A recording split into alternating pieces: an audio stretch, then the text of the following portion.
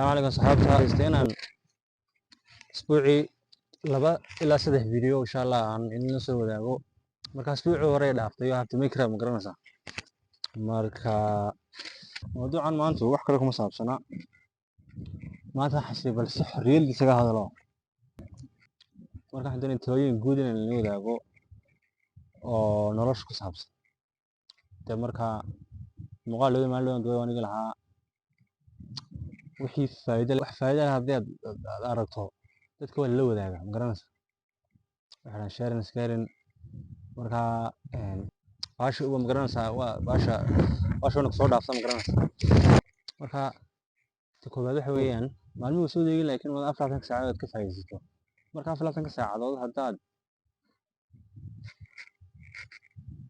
kale waxbaan iska duubayaaye kamarada xaggan kaale iska arag xagga soo istaag marka xaggan iska aragtaa iskuulka ka timi magaca xudayfi maasha Allah iskuulka iskuulka مسوا malcamad iskuulka fasalkeebad ku jirtaa fasalkeebad ku jirtaa tu waxbarashada ka warhayn garanaysa waxbarashada ka warhayn waxbarashada waa muhiim guryaha ma garanaysa qurux badan dad sana dhisato ama gaari qurux badan iibsato waa inaad iskuulka ku dadaashaa iskuulka markaad ku dadaasho hadhow jaamacad baad helaysaa haddana jaamacadda maxay tahay haddana jaamacadda ku geeysaa jaamacadda kasoo kala jebinaysaa shaqo fiican baad helaysaa shaqo fiican maxay kaa caawinaysaa inaad guri fiican dhisato gaari fiican haysato mobil fiican haysato garanaysaa marka dadaal haddaba waxbarasho ku dadaal ayo bye habeenka soo gelinaya hay'ad kale oo kartaa hayu soo noqo intan aad ku dawiyo waan joogaya dad ku soo noqonayso wuxuu ku leeyahay maalintii marka 24 saacadood tahay 24 saacadood haddaad u kala jabiso 4 u qaybay min 8 ahayn xisaabteeda kaga fiicnaaye 24 saacadood haddaad 3 meelood u qaybiso waxay noqonaysaa 8 iyo 8 iyo 8 marka waxa ku leeyahay have you guys ever heard of the 8+8+8 rule? Distribute your 24 hours into 3 parts to create a balanced life. 8 hours of hard work, 8 hours of good sleep, 8 hours of quality sleep, and 8 hours should be spent on 3 F's, 3 H's, and 3 S's. 3 F's waxay noqonayaan waxa weeyaan faith, family, and friends. 3 H's waxay noqonayaan waxay noqonayaan hygiene, hobby, iyo health. 3S's waxay noqonayaan soul, service, smile. marka wixii intaa ka soo farcamo waa biyo raacis almacno haddaad iska dayso waad ka maarmi kartaa marka noloshana qorsha lagu socdaa caalamka qofku maalintiisa wuu qorsheynayaa wuxuu qabanayo ma garanaysaa shaqadii xilligaas galaysa xilligaas ka soo baxaysaa galika dambe extracurricular activity qabanaysaa ama gym ama meel halkan ama sidan ama sidaa maalmihiisu way qorshaysan yihiin oo every minute halkuu ku qaadanayo uu sii ogay ma garanaysaa marka galika dambe haddaad gym gasho dee routine baad yeelanaysaa galika dambe haddaad soo socoto routine baad yeelanaysaa ka hore haddaad shaqo tagtaa ama aad barnaamijyo ka leedahay routine baad leedahay marka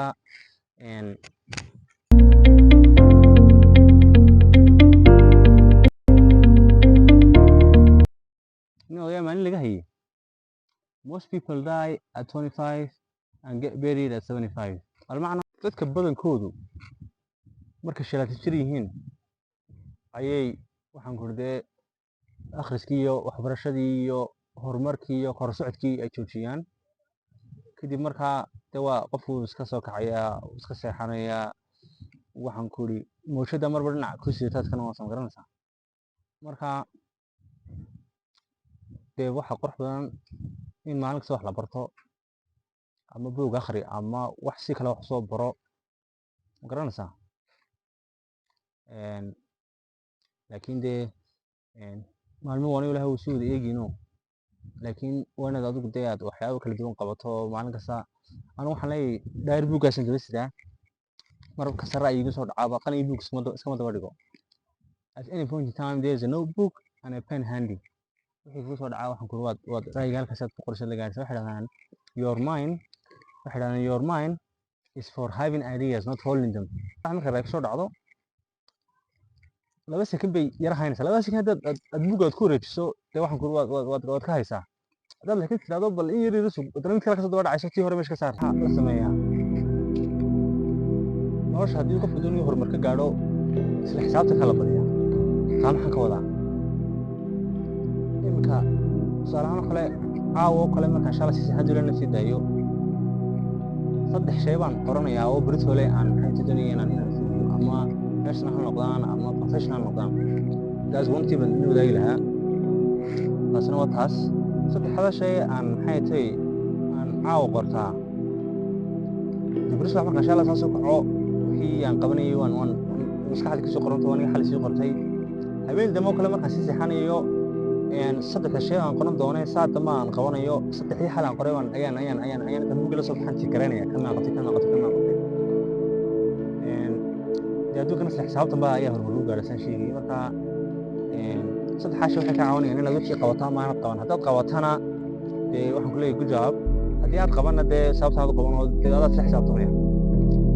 laakiin haddii taasi jiridee waxa weeyaan waad saxan soo kaxaysaa garasa baashu hoos maraysa. Marka mid kale jirto waan ku xasuustay 3 shay ee diary book-aad ku qoranayso oo ah on any given day qofku wuxuu haystaa 3 go'aan oo muhiim u gaari karayo. Marka caawo kale markaad si saxanayso waryahaagii bari shaqaad ku tegaysay shaqadaadii qaamahaagii rabaad ayaad ku sii habaysanaysaa. taasi waxay ka caawinaysaa markaad subaxii soo kacdo inaan sirada diidin ama aad oran shaadkaaga wax ku yeelan karanaysaa. Marka ninkan Mark Zuckerberg ee Facebook iska leh waad idinka arko garamaanyaro soo ay iska gashadaa oo magaranaysaa. taasina waxaan ku keenay subaxii markaad soo kacday aad taado shaadkan gashanaya wal muxuu yahay intaad wardrobe istaagto taado shaadkan gashanaya wal muxuu ahaa. markaad soo kacday aad decision-kaaga koowaad ugu muhiimsanaa aad ku lumiso shaad caynkaan gashadaa already dee waxaad lumisay go'aan muhiim ah. 3 go'aan ee maalinta aad lahayd hal go'aan baad ku lumisay shaadkii baan gashadaa. laakiin dad xalata aad shaadkaaga iyo qaamahaaga aad isku sii tarbiyisay oo tarinta aad dhigtay subaxii you will save time waqtiga ku save roosmaya. inaan caawa biro sii diyaar garo waxay ka caawinaysaa I'll be more organized. wixii baa suuqay beegmiyo magaranaysa qof habaysan noqonaysa oo qaabaysan organize magaranaysa. adduunkana organization-ka iyo planning-ka inuu qofku planning sameeyo wax qorsheeyo iyo inuu organization la yimaado shaxshaxo wax si diyaarsado labadaas ayaa dadku wada isku dhaafaan. inaad qorshe la timaado waxa la yiri wax rag iyo dumar isku raacay rabbina aqbal way rumaan. marka qorshe la timaado qorshaha maxay tahay habeenka saad qorqorto wax dul qabanayso dul tiraado taado aw wixii aan qorqortay man ka soo baxay kama soo bixin naftiga la faqaysa adiga sax xisaabtamaya naftaada la xisaabtamaysa haddii aad maxay tahay xil qabatana dadka kale la xisaabtamaysa si cadaalad ku jirto objective. marka taasina waa taas.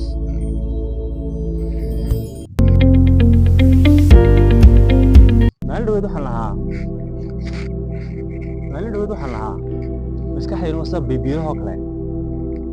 taa maxaan ka waday waxay dhahdaan ku leeyahay buugara maalin akhriyo fiig la yidhahdo ayaan leeyahay potential is an expandable vessel shaped by the various experiences we do throughout our life.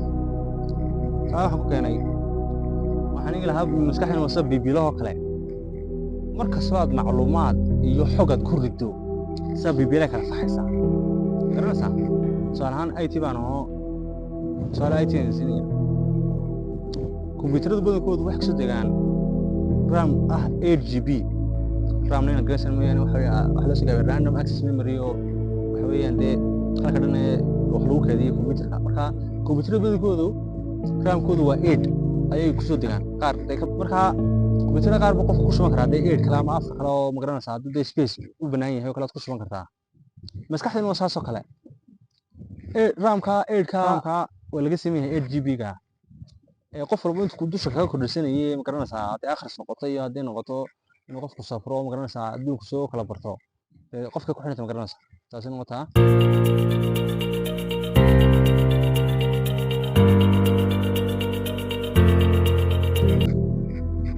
bahal dhaxana beriyahan dhacayso waxaan ku waa inaad laba koors ka dul gashato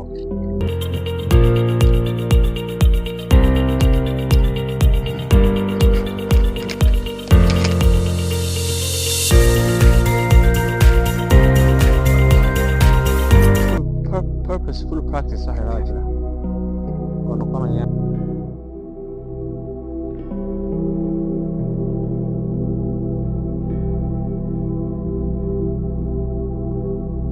inaad wixii aad sameynayso aad si ujeedo ku jirta u samayso marka wax kasta sameynayso inuu saxbana meel ku lahaa how you do one thing is how you do everything dadku bad ciyaarayso and you are sloppy in practice most likely you will be sloppy in garanaysaa kubadda cadiga marka la ciyaarayana sloppy baad noqonaysaa